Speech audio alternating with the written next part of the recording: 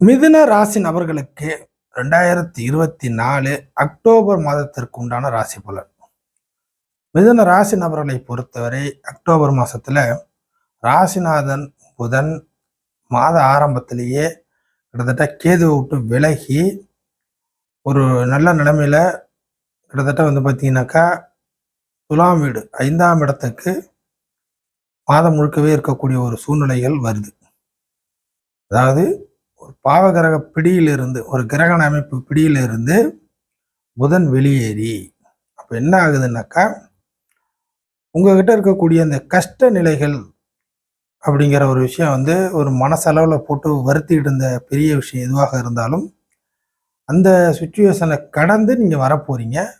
கடந்து வந்த பிறகு சில நல்ல வாய்ப்புகள், அதே சமயம் நல்ல வரவுகள், அடுத்தது சில விஷயத்தை நீங்களே ஐடியா பண்ணி தேடி பிடிக்கிறது, ஒரு சில நபர்களுக்கு தானாக வாய்ப்பு அமைவது, இப்படிங்கிற மாதிரி ஏதோ ஒரு சூழ்நிலையில இந்த மாதத்துல ஒரு சமாளிக்கக்கூடிய வகையில உங்களை சுத்தி உங்களை சார்ந்த எல்லா விஷய பிரச்சனைகளையுமே சமாளிக்கக்கூடிய வகையில இந்த மாத அமைப்பு இருக்க போகிறது.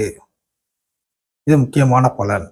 அடுத்ததாக ராசிக்கு நட்பு கிரகம் சொல்லக்கூடிய சுக்கிரன் இந்த மாத அமைப்புல 5ஆம் இடத்துலையும் அதற்கு அடுத்ததாக மாத கடைசியில கிட்டத்தட்ட ஒரு 15 தேதிக்கு பிறகு 6ஆம் இடத்துலையும் இருக்கக்கூடிய சூழ்நிலை.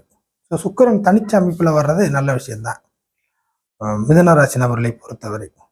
அடுத்ததாக கிட்டத்தட்ட இந்த மாத அமைப்புல இந்த ராசிக்கு எகெயின்ஸ்ட்னு சொல்லக்கூடிய 6 மற்றும் 11 கூடிய செவ்வாய் ஒரு நீச அமைப்புகளில் போய் மாட்டுது. நீச நிலைமை அப்படிங்கிற ஒரு சூழ்நிலையில இந்த செவ்வாயுடைய பலகீனத்தன்மை மிதுன ராசி நபர்களுக்கு கை கொடுக்கும். இதுதான் உண்மை.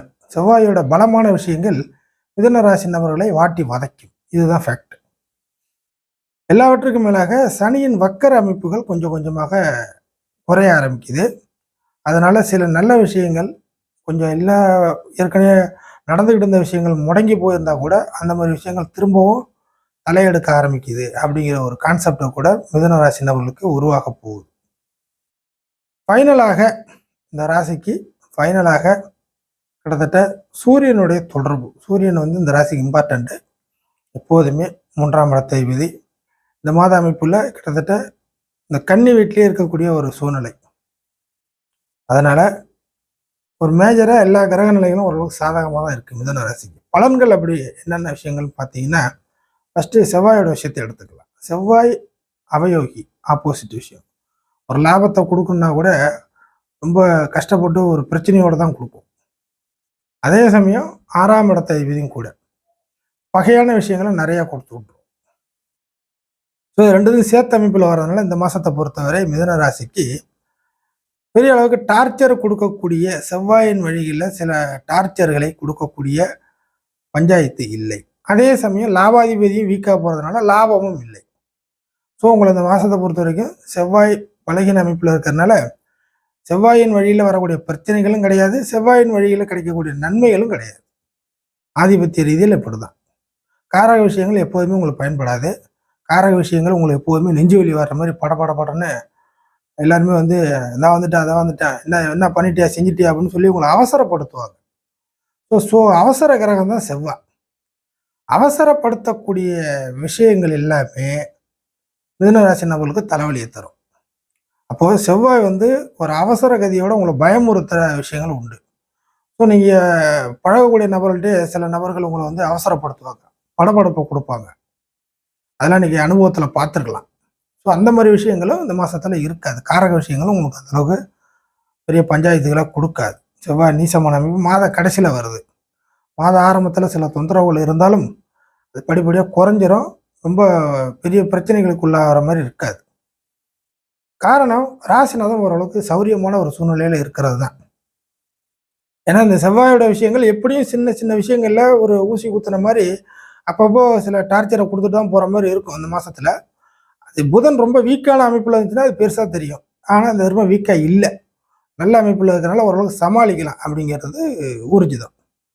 அடுத்ததாக புதனோட விஷயத்துக்கு வரலாம். புதன் 5ஆம் இடத்தோட தொடர்பு. 5ஆம் இடங்கிறது துலாம் வீட்டில் புதன் வர்றது புதனுக்கு ஓரளவுக்கு ஃபேவர் தான்.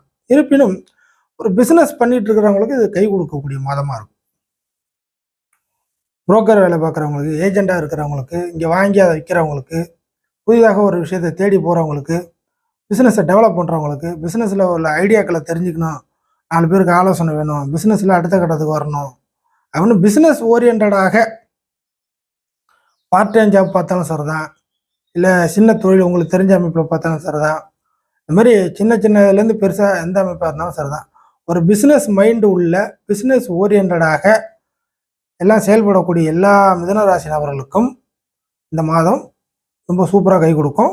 5ஆம் இடத்துல வர்றதுனால புதன். எப்படி பிஸ்னஸ்னால் என்ன, ஒன்று வாங்கி ஒன்று கொடுக்கறது தான்.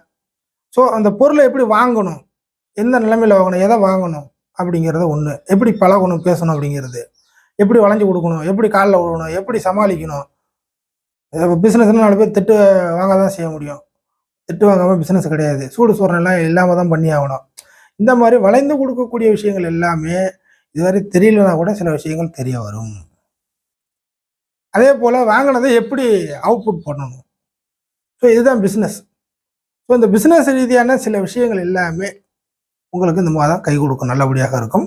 குறிப்பாக சொந்த தொழில் பண்ணக்கூடிய, பணம் போட்டு சொந்த தொழில் பண்ணி ஒரு 10 பேரை வச்சு வேலை வாங்கக்கூடிய அந்த மாதிரி கேட்டகரியில் இருக்கிறவங்களுக்கு இது ஒரு நல்ல மாதமாகவே நகர்ந்து போகும். அடுத்ததாக சுக்கிரனுடைய நகர்வுகள் மிதுன ராசிக்கு எப்படி கை கொடுக்கும். சுக்கிரன் 5 மற்றும் 6ஓட தொடர்பு உள்ள வருது.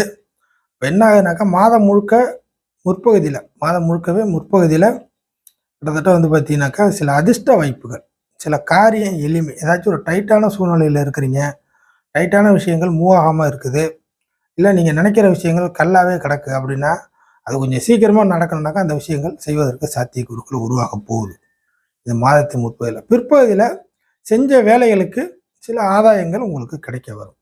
அது மட்டும் இல்லாமல் தூர இடத்தை சார்ந்து கடல் சார்ந்த பிரயாண அமைப்புகள், இதை பார்த்தீங்கன்னாக்கா வேலை விஷயங்கள், குறிப்பாக ஃபாரினில் போய் வேலை செய்யக்கூடிய வேலையை எதிர்பார்க்கக்கூடியவங்களுக்கு சில நல்ல விஷயங்கள், நல்ல செய்திகள், போகிறதுக்கான வழிகள் இப்படிங்கிற மாதிரி மிதுன ராசிக்கு சுக்கிரனுடைய நகர்வு நிச்சயமாக இந்த மாதத்தில் கை கொடுக்க போகுது.